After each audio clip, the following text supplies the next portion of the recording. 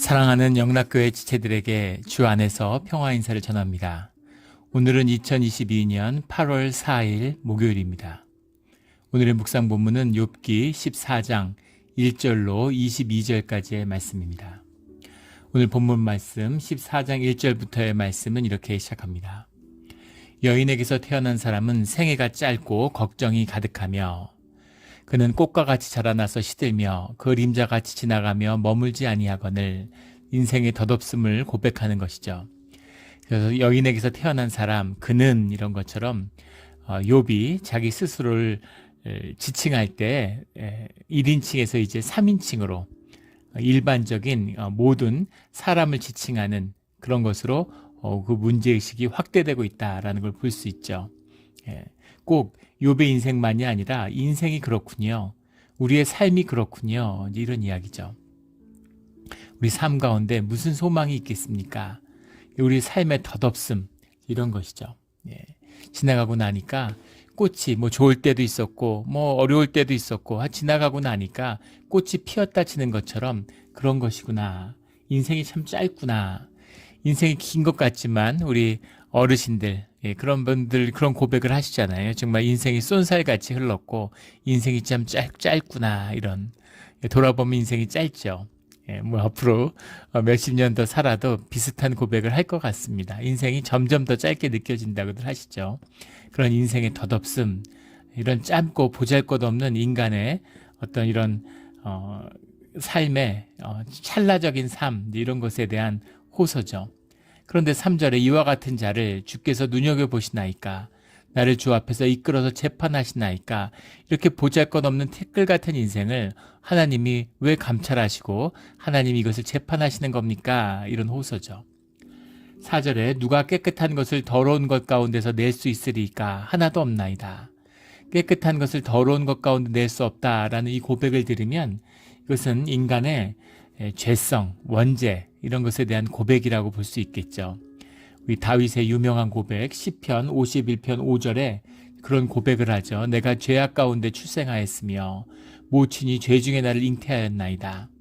내가 무슨 죄를 짓고 안 짓고 내가 스스로 고백할 수 있는 또 내가 스스로 의도하는 그런 죄를 지었나 안 지었느냐가 아니라 우리의 삶이 죄 가운데 있다라는 거 하는 것입니다.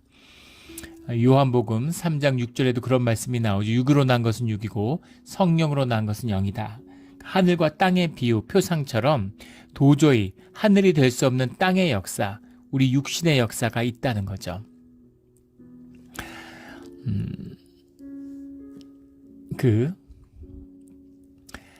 동양에서도 그 성악설, 인간의 본성이 선하냐 악하냐 선악설에 대한 이야기가 있죠. 성선설, 성악설. 성선설을 주장했던 대표적인 사람은 맹자 같은 사람이 있죠. 사람이 우물가에 걸어가는 아이를 볼 때 그 아이를 누구나 다 건진다는 겁니다. 그 아이가 우물가에 빠지는 걸 어떻게 되나 두고 보는 사람은 없다는 거죠. 그럼 왜 그걸 그냥 내버려 두지 못할까? 차마 참지 못하는 마음, 불인인지심이라고 그러죠. 차마 하지 못하는 마음, 그 마음을 가진 사람, 그것이 성선설의 근거로 제시하고 있어요. 우리 누구도 부인할 수 없는 그런 모습이 우리에게 있습니다. 안타까운 마음이죠. 고속도로에 운전해 가다가 차에 치여서 고통받고 있는 또는 죽은 그런 짐승을 봐도 가슴 아픈, 집을 잃어버린 강아지 한 마리를 봐도 애통함을 느끼는 그런 마음이 우리 가운데 있다는 겁니다. 그런데 성악설을 주장했던 그 순자 같은 사람은 성악설의 근거로 어린아이들, 5살, 6살 먹은 어린아이들한테 물어봐도 아이들이 거짓말을 해요. 아이들이 돌 같은 거를 이 개구리한테 던져서 재미로 개구리를 죽이잖아요. 그런 것을 이제 근거로 그 아이들의 거짓, 인간이 어디서 그걸 배웠겠냐는 거죠. 어린아이가 어디서 거짓을 배워서 거짓말을 하겠냐는 거예요. 그래서 악한 본성은 타고나는 것이다. 이제 이런 근거로 이야기하죠. 두 가지 다 우리에게 있는 것입니다. 주님이 주신 성령이 주신 영이 우리 안에 있어요. 그래서 우리 가운데에는 주님께 회복돼야 될 우리의 선한 본성이 우리 가운데 있다는 겁니다. 하지만 동시에 죄로 인해 원죄로 인해 타락한 육신의 죄성이 우리 가운데 있어요. 두 가지가 다 있는 겁니다. 그래서 성선이고 선악이죠. 원래는 성선이 맞겠지만 우리에게 이 아담의 후손으로서의 우리 죄된 우리에게는 성악도 맞는 것이죠. 죄 가운데 잉태되고 죄 가운데 태어난 것입니다. 이런 것이죠. 깨끗한 것을 더러운 것 가운데서 낼 수 있습니까? 라는 이 고백은 우리가 어떻게 죄 가운데 자유할 수가 있습니까? 우리가 어떻게 죄의 문제에서 벗어날 수 있습니까? 라고 하는 그런 애통한 고백이 담겨 있는 것이죠. 5절에 그의 날을 정하셨고 그의 달수도 죽게 있으므로 그의 규례를 정하여 넘어가지 못하게 하셨사온즉 모든 우리의 죄된 인생, 우리의 삶의 모든 것이 주님이 주관하시는 섭리 가운데 있지 않습니까? 라고 하는 고백이죠. 6절에 그에게서 눈을 돌이켜 그가 품꾼같이 그의 날을 마칠 때까지 그를 홀로 있게 하옵소서. 그냥 읽으면 이게 무슨 말인가 하고 굉장히 난해하게 느껴집니다. 그의 날을 마칠 때까지 그를 홀로 있게 하옵소서. 그의 날을 마칠 때까지 그를 홀로 있게 해달라. 이것을 RSV라고 하는 영어 성경의 번역에서는 He may enjoy 이렇게 해석했습니다. 홀로 있게 하라는 그 말씀을 해석을 잘한 것 같아요. 품꾼은 그 날을 마칠 때 그날의 품삯으로 기쁨을 얻죠. 하루를 일하고 하루의 품삯을 받는 것으로 보람과 만족을 느끼는, 어떻게 보면 소망이 없고 어떻게 보면 굉장히 가련한 인생같이 보이지만 그것이 그 인생에 기쁨이 있고 좋은 것이다 라는 겁니다. 우리 전통 그 세옹지마라고 하는 얘기가 있죠. 그 세옹의 말 이런 뜻인데, 세옹이라는 사람이 이제 말을 키우는데 말을 가져다가 자식이 말을 타다가 말에서 떨어지죠. 그래서 다리를 다쳐서 못 걷게 돼요. 다리가 절름발이가 되죠. 그래서 비통해 했는데 전쟁이 나서 청년들이 전부 징집되어서 죽는데 세옹은 이제 그 징집되지 않죠. 또 그런 기쁨을 이야기하고 뭐 그런 것처럼 세상에 좋은 일과 좋지 않은 일이 이제 번갈아 온다라는 그런 비유를 쓸 때 씁니다. 삶에 이런 일 저런 일이 있지만 그 삶 가운데 작은 기쁨이 있고 삶 자체가 주는 기쁨이 있다는 거죠. 무슨 진흙박에 굴러도 뭐가 살아있는 게 좋다. 뭐 이런 우리 무슨 그런 속된 이야기도 있죠. 그 삶 자체가 주는 삶의 기쁨도 있는 거죠. 인생이 복잡한 것 같지만 아주 작은 것에서 삶의 기쁨을 느낄 때가 있어요. 예. 우리가 뭐 작은 거 음식 하나를 먹었을 때 아니면은 신선한 공기를 들이마셨을 때 이럴 때 주는 기쁨이 있는 겁니다. 그래서 삶 자체에 작은 소망과 기쁨을 가지고 살아가는 그 삶, 그 품꾼, 하루의 품삯을 받음으로써 기뻐하는 그 품꾼의 기쁨, 그런 기쁨을 누리게 해주십시오라고 하는 그런 고백인 거죠. 하나님의 뜻을 모르고 하나님의 감찰하심을 알지 못하고 하나님의 인도하시는 소망, 목적 이런 걸 알지 못해도 그냥 하루에 살아있음으로 느끼는 기쁨, 그런 기쁨을 가지고 살고 싶습니다 라고 하는 정말 낮고 겸손한 고백이죠. 삶이 얼마나 힘들고 어렵고 고통스러웠으면 이런, 또 하나님을 모르지 않잖아요. 이중의 고통을 겪는 거죠. 세상에서는 뭐 억울하다, 재수가 없다 이러고 힘들어하지만 그 아픔을 감내하면서 그 아픔의 중심에 주님이 계심으로 인해서 더 아픈 거죠. 깊은 아픔. 차라리 그 모든 것을 모르고 살았더라면 하루살이처럼 품꾼처럼 그렇게 살 수 있었더라면 하는 그런 깊은 아픔의 고백을 주님 앞에 드리는 겁니다. 이것은 이제 정직한 고백이죠. 주님 앞에 드리는 아주 정직한 고백입니다. 7절에 나무는 희망이 있나니 찍힐지라도 다시 움이 나서 연한 가지가 끊이지 아니하며 그 뿌리가 땅에서 늙고 줄기가 흙에서 죽을지라도 물기운에 움이 돋고 가지가 뻗어서 새로 심은 것 같거니와. 7절에서 9절까지의 말씀인데, 나무가 이렇게 이 팔레스타인 지역에서 흔히 만나게 되는 나무들, 뭐 대표적인 게 상수리나무, 포도나무, 뭐 무화과나무, 석류나무 이런 나무들은 전부 나무를 잘라내도 그 구루터기에서 새로운 싹이 돋는 그런 나무들이죠. 그래서 나무가 찍힐지라도 다시 움이 자라나는 그런 나무를 비유한 것이다.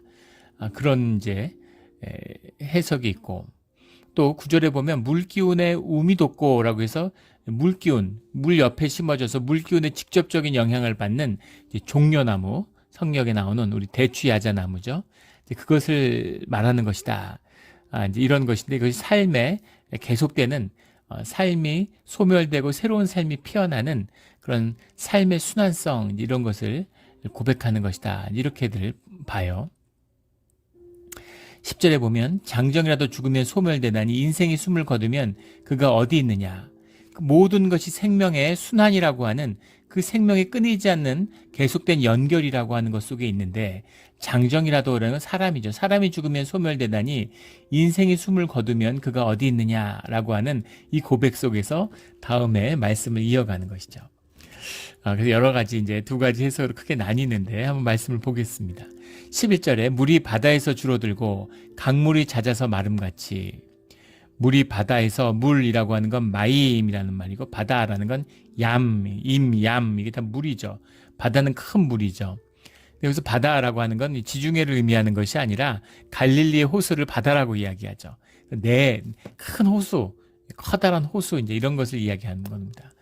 강물이 잦아서 마름같이 강물 나하르라고 하는 것도 유프라테스 강 같은 메소포타미아 같은 큰 강을 의미하는 거죠. 강이 마르지 않죠. 그런데 그 강을 마름같이 강물이 잦아서 또는 바다가 줄어들고 물이 바다에서 줄어드는 게 아니라 더 많아지는 것 같은데 이게 뭘 상징하는 거냐면 물이 쭉 흘러 들어가 가지고 큰 호숫가나 또는 강물이 흘러내려와서 유프라테스 강 같은 것이 하류에 이르면 그 흙 같은 걸 끌고 나와 가지고 강 하두에 쌓잖아요, 땅을. 그러니까는 강 하상이 강의 바닥이 이제 높아지는 거죠. 그러면 이제 아주 널따란 바다같이 끝없이 넓어 보이지만 강물은 얼마 안 되는 것처럼 느껴지는 거죠. 예전에 무슨 다큐멘터리를 보는데 상하이에 하류에 가니까 상하이 앞이에요. 근데 뭐 그 강폭이 수킬로에 달하는 끝이 안 보이는 그런 지금 바다죠. 그런데 거기에 사람들이 이제 걸어 다녀요. 낚시를 하는데 한 허리가밖에 이제 물이 안 오는 겁니다. 그런 걸 의미하는 하상이 높아져 가지고 강물이 낮아진 물이 줄어든 것처럼 보이는 거죠. 물론 넓어졌으니까 강물은 더 많아졌지만 물리적으로는 사람들이 느끼기에는 물이 줄어든 것 같이 보이는 그것을 상징적으로 말하고 있는 거죠. 그래서 물이 줄어들고 강물이 잦아서 마르는 것 같이 그렇게 12절에 사람이 누우면 다시 일어나지 못하고 하늘이 없어지기까지 눈을 뜨지 못하며 잠을 깨지 못하느니라. 이 고백이 이제 해석이 나누기 시작하는 것인데 하나는 핵심은 이것입니다. 욥이 영생의 소망, 부활하는 내세의 소망을 가지고 있었느냐, 그렇지 않으면 죽음을 끝이라고 받아들였느냐라는 거죠. 그러니까 전통적인 유대 사상에는 죽음이 끝이라고 보는 사람이 있어요. 사두개인들 같은 사람들이죠. 그래서 사두개인들은 그것이 뭐 꼭 그 사람들의 독특한 것이 아니라 면면이 흘러내려가는 고대의 유다적인 사고방식입니다. 유대인들의 사고방식이에요. 내세가 없고 죽으면 끝이라고 보는 이제 그런 것이 있는가 하면 바리새인들처럼 부활의 소망이 있다라고 하는 믿음도 계속 이어가고 있는 거죠. 근데 욥은 어떤 입장에 서 있는가라는 겁니다. 두 가지에서 다 해석이 될 수 있어요. 하늘이 없어지기까지 눈을 뜨지 못하며 하늘은 없어지지 않기 때문에 하늘이 없어지기까지 눈을 뜨지 못한다는 이야기는 영원히 눈을 뜨지 못한다. 죽으면 끝이다. 이런 고백인 것이다. 이런 해석이 있고 또 하나는 하늘이 없어지기까지라는 건 현상세계를 의미하는 거기 때문에 현상계가 사라질 때까지 이 육신의 세상, 이 세상 현상계라고 하는 것이 사라질 때까지 눈을 감고 있지만 현상이 사라지고 나면 그러면 눈을 떠서 주님을 만나게 된다라고 하는 부활의 소망을 담고 있는 고백이다라는 완전히 180도 다른 해석이 가능한 거죠. 그 해석은 13절로 이어지는데 13절에 주는 나를 수월에 감추시며 라고 하는 이 표현입니다. 이 수월이라고 하는 것이 이 수월을 신약에 보면 하데스로 봤죠. 그래서 음부라고 그대로 봤습니다. 그리고 지옥이라는 겟나라는 걸 구분하죠.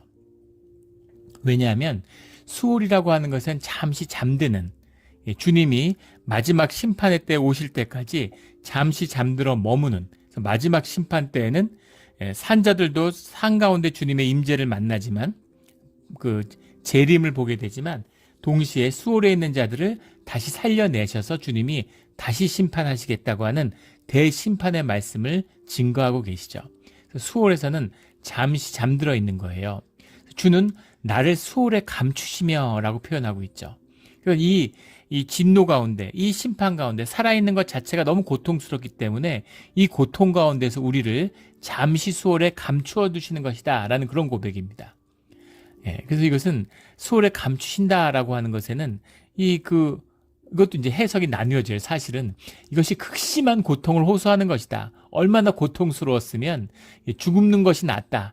예, 차라리 죽으면 이 살아있는 고통을 면할 수 있을 텐데 라는 고통의 호소다라고 보는 해석과, 그것이 아니라 수월에 잠시 죽을지라도 다시 부활에 대한 소망이 있다. 내세에 대한 소망이 있다. 라고 하는 그런 고백을 담고 있는 것이다. 라는 해석이죠. 욥의 정확한 뜻이 무엇이었는지를 헤아리기 어렵을지라도 우리의 커다란 신앙의 관점에서 본다면 부활의 소망이 이 가운데 흐르고 있다는 것을 보게 되는 거죠. 예. 부활의 소망이 없으면 이 육신과 살아있는 이 이생의 고통의 끝이 무엇이겠어요? 여기서 고통받느니 어차피 죽는 것인데. 예. 일제시대가 1945년의 역사가 끝난다고 생각해 보세요. 그러면 일제시대 때 부역하고 뭐 부귀 호화를 누리고 그것으로서 무슨 그렇게 살지 뭐하러. 그런데 그것이 끝이 아니고 해방이 되기 때문에, 그 일제는 끝을 보기 때문에 그때 그 일제 부역했던 사람들이 지금까지도 친일파들이 단죄를 받고 사람들에게 비난을 받고 있는 것이잖아요. 물론 그 반대 해석이 신앙적이 아니라는 것은 아닙니다. 설령 45년의 세상이 끝나더라도 그래도 일제 부역하고 나라를 팔아먹는 것은 비난받아 마땅한 일이죠. 그래서 그런 일을 부귀영화를 누릴 때라도 해서는 안 된다고도 물론 해석할 수 있습니다. 그러나 우리에게 중요한 것은 이 생이 끝이 아니라 내세의 소망이 우리를 기다리고 있다. 본질적이고 더 영원한 삶의 소망이 우리 가운데 있다라는 것을 기억해야 되는 거죠. 그래서 죽음이 끝이 아니다라는 겁니다. 주의 진노를 돌이킬 때까지 나를 숨기시고 나를 위하여 규례를 정하시고 나를 기억하옵소서라는, 그러니까 죽음에 대한, 죽음을 넘어서는 그 소망을 주님 앞에 호소하는, 지금 차라리 주님 저를 데려가시면 좋겠습니다. 하지만 저는 그게 끝이 아님을 믿습니다 라고 하는 그 고백으로 보는 것이 맞겠죠. 14절에 장정이라도 죽으면 어찌 다시 살리이까? 나는 나의 모든 고난의 날 동안을 참으면서 풀려나기를 기다리겠나이다. 장정이라도 죽으면 어찌 다시 살리까? 라고 해석했으니까 부활의 소망이 없는 것처럼 느껴질 수도 있겠죠. 그런데 이 해석도 사실은 한번 볼 필요가 있어요. 예. 임 야무트, if dies. 야무트라는 게 죽는다면 임이라는 게 if죠. 만일 죽으면 이라는 겁니다. 죽으면 이란 뒤에 나오는 말이 이제 게베르, 하이예흐 칼이라는 말인데, 게베르라는 게 이제 어맨, 사람이, 하이예흐라는 게 이제 그가 산다 이런 말입니다. 카이라는 거 올, 완전히 전적으로 이런 말이죠. 그가 전적으로 살아난다 이런 말입니다. 근데 이것을 그 의문문으로 받은 거예요. 그래서 그가 죽으면 어떻게 그 사람이 다시 살겠습니까? 라고 해석한 것이 본문의 해석이죠. 그런데 대표적인 남아있는 성경의 번역본 중에 70인역이라는 것이 있죠. 알렉산드리에서 그 유대인들이 그리그로 성경을 기록한 70인역인데 거기에서는 이것을 의문문이 아니라 평서문으로 받았어요. 그래서 그가 죽는다면 사람은 전적으로 영원히 살게 됩니다 라는 것으로 번역을 했습니다. 그러니까 70인역은 히브리어 번역을 그리그로 옮긴 거죠. 그러니까 그것을 옮길 때 이것을 의문문이 아니라 평서문으로 받았다는 거예요. 그래서 이것은 사실은 부활의 소망이 없다는 말씀이 아니라 부활의 소망을 호소하는 그런 본문으로 받을 수 있는 것이죠. 그래서 부활에 대한 고백, 저는 부활에 대한 고백을 노래한 것이라고 봅니다. 삶 중에 고통 가운데 있는데 차라리 죽여주십시오라는 고백이, 죽음이 끝이라면 죽여주십시오라는 고백을 하겠습니까? 죽음이 끝이 아니라 그 뒤에 부활의 소망이 있기 때문에 차라리 죽는 게 낫겠습니다 라는 고백을 드릴 수 있는 것이죠. 그래서 욥은 부활의 소망을 놓치지 않고 있다라고 봐야 되겠죠. 15절에 주께서 나를 부르시겠고 나는 대답하겠나이다. 주께서 주의 손으로 지으신 것을 기다리시겠나이다. 16절에 그러하온데 이제 주께서 나의 걸음을 세시오니 나의 죄를 감찰하지 아니하시나이까. 그러하온데 라는 말도 재밌는 키아타흐라는 말인데, 키아타흐라는 말을 영어로 하면 for now로 받을 수 있어요. 그러하온데 라는 건 이렇게 받은 거죠. 현재입니다. 이렇게 삶의 죽음과 삶의 문제가 지금까지 말씀드린 것 같이 이런데, 그런데 지금 주님이 나의 죄를 감찰하십니까? 라는 거죠. 어차피 사람의 삶이라는 건 유한하고 죽으면 끝인 것이고, 이 작은 삶 가운데 허락하시는 작은 기쁨으로 살게 하시지, 왜 지금 저의 이 죄를 감찰하시는 이유가 뭡니까? 라는 식의 해석으로 받는 것이죠. 근데 키아트라는 것을 영어로 하면 for then, 미래형으로 받을 수 있어요. 그런데 우리가 죽고 나면, 우리가 죽는다고 끝이 아니라 죽고 나면 주님이 우리의 죄를 감찰하지 않습니까? 라는 거죠. 죽으면 다 끝난다고 생각하면 아유 뭐 괴롭고 힘들면 죽고 말지. 자살하는 자들의 마음이 이런 것에 붙들려 있는 거죠. 너무 고통스럽기 때문에 죽음도 고통이지만 살아있는 것보다 죽는 고통이 낫다는 거죠. 그런데 그게 끝이 아니고 죽으면 우리의 삶에 대한, 우리의 죄에 대한 문제를 주님이 감찰하시지 않습니까? 그렇기 때문에 내가 죽을 수 없고 내 목숨을 끊지 못하고 주님의 판단과 주님의 심판을 기다리고 있습니다. 라고 하는 고백으로 받게 되는 거죠. 참 가슴 아픈 고백이 어떻게 이런 고백이 나오겠습니까? 얼마나 힘들고 괴로우면 자식들을 앞세우고 가진 모든 것을 잃고 몸은 질병으로 고통스럽고 평생의 친구들은 와서 자신을 정죄하고 조롱하고 얼마나 고통스러우면 이런 고백을 드리겠어요. 참 가슴이 참담한 그런 말씀이죠. 우리가 구약 중에서 욥기를 마지막으로, 거의 마지막 몇 개 남긴 했지만 큰 틀에서 보면 거의 마지막으로 큰 산이죠, 욥기라는 것이. 창세기처럼, 창세기 첫 산을 출애굽기 이런 것처럼 신명기 이런 것처럼 큰 산이 있습니다. 욥기가 큰 산이에요. 마지막에 구약으로서 넘어야 할 산입니다. 이 말씀이 얼마나 무겁고 아프면 이 말씀을 계속 피하겠어요. 이 말씀을 이제 받아야 될 때가 오는 것이죠. 이 말씀을 받는 것입니다. 늘 말씀 가운데서 정직하며 아프지만 주님 안에 소망을 바라보는 우리 모두가 되기를 주의 이름으로 축원합니다. 18절에 무너지는 산은 반드시 흩어지고 바위는 그 자리에서 옮겨가고, 산과 바위라고 하는 것은 성경에서 영원함, 견고함, 주는 나의 산성이시니 주는 나의 바위시고 뭐 이런 고백, 시편에 영원함과 견고함의 표상이죠. 근데 그런 것들도 옮겨지고 닳아진다는 겁니다. 19절에 물은 돌을 닳게 하고 넘치는 물은 땅의 티끌을 씻어버리나이다. 세상에 영원한 것은 없다라는 거죠. 세상에 변치 않는 유일한 것은 세상이 변치 않는다고 하는, 변치 않는 것은 없다고 하는 것밖에 없다. 이것이 우리 동양의 고전 주역의 가르침이죠. 모든 것이 변하고 덧없다는 겁니다. 그 모든 것이 덧없게 되는 세상 가운데 그 본질, 삶의 본질을 붙들고 있는 것은 주님밖에 없다는 거죠. 하나님을 모르고 산 간다는 것이 무슨 의미가 있겠어요? 우리 기독교 작가로, 기독교 사상가로 널리 알려져 있는 C.S. 루이스가 있죠. C.S. 루이스가 케임브리지대 교수였는데 나이 60에 근데 기독교 가정에서 자라나서 신앙생활을 어릴 때 열심히 했는데 어머니를 잃고 이제 하나님을 버렸다는 거죠. 근데 뭐 문학가로서, 작가로서 세상에 뭐 명성이 자자한 그런 지식인이 되었는데, C.S. 루이스가 60이 되었을 때 이렇게 집에 돌아오다가, 옛날에는 이제 기차들이 칸칸이 돼 있잖아요. 이렇게 방처럼 연결된. 그 앞에 앉은 할머니하고 이제 마주 앉게 됐다는 거죠. 80대 할머니가 앉아 있는데, 할머니가 성경책을 읽으시고 계시더라는 거예요. 그래서 성경에 대한 얘기가 있는데, 하나님을 믿지 않고 성경의 말씀을 믿지 않는다는 C.S. 루이스의 이야기를 듣고 할머니가 깜짝 놀라시면서 너무 불쌍한 표정으로 C.S. 루이스를 보고 나이가 몇이냐고 이러니까 나이가 60이다 이러니까 너무 안타까움. 나이가 60이 됐는데 아직 그런 소리를 하느냐. 나이가 60인데 그런 얘기를 하면 어떡하느냐 이러면서 혀를 끌끌끌 차면서 너무 불쌍하게 자기를 보더라는 거예요. C.S. 루이스가 집에 돌아왔는데 너무 기분 나쁘고 불쾌하더라는 거죠. 본인이 세상의 지성인데 나이가 60이 돼도 그런 철없는 소리를 하면 어떡하느냐. 이런 철부지 어린애를 바라보는 어머니의 마음같이 아이고 너 어떡하니? 어떡하면 좋니? 이런 거죠. 너무너무 불쾌해서 밤에 잠이 안 와서 중간에 일어나서 성경책을 다시 보게 됐다는 거 아니에요.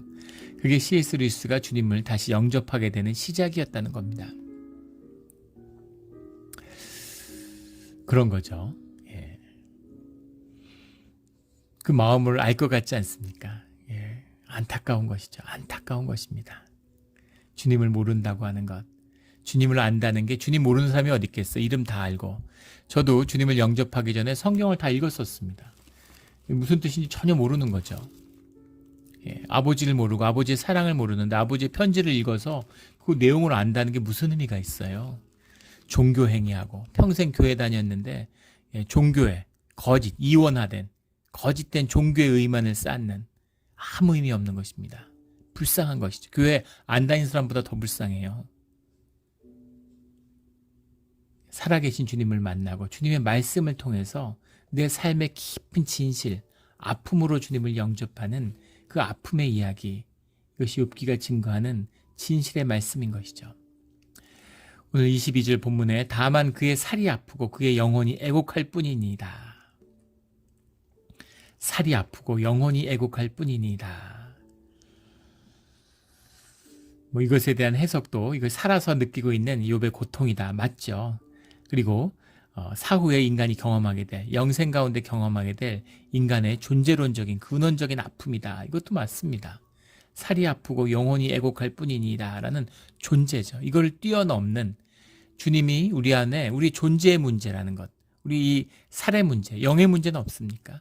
이것을 구원하여 주시는 십자가, 내 십자가를 들고 주님의 십자가를 따라서 주님과 함께하는 그 삶이 주님 안에서 마감될 때만이 우리의 영원한 영겁의 이 삶의 이 묶임에서 벗어날 수 있는 것이죠. 주님 안에서 소망을 발견하고 그 소망으로 인해서 오늘 하루 가운데 또 삶의 기쁨을 누릴 수 있는 우리의 삶의 자리가 되기를 주의 이름으로 축원합니다. 아멘. 함께 기도드리겠습니다. 하나님 아버지 감사합니다. 욥의 말씀을 읽으면, 욥의 고백을 들으면 숨이 차오르고 가슴이 답답해짐을 느낍니다. 두려움이 있고 아픔이 있습니다, 주님. 그러나 주님 안에는 소망이 있고 기쁨이 있고 우리에게는 죽음이 끝이 아니라 내세 부활의 증인이 되어주시는 십자가의 소망이 있음으로 인해 감사를 드립니다. 주여, 그냥 떠내려가고 말라가는 그런 삶이 아니라 더 뿌리를 내리고 더 깊어지며 이 끊어지지 않는 삶의 연세가 결코 저주가 아니라 주님의 축복임을 우리의 삶으로 진실로 만나고 경험하는 우리의 삶의 자리가 되게 하여 주시옵소서. 감사하며 예수 그리스도 이름으로 기도드렸습니다. 아멘.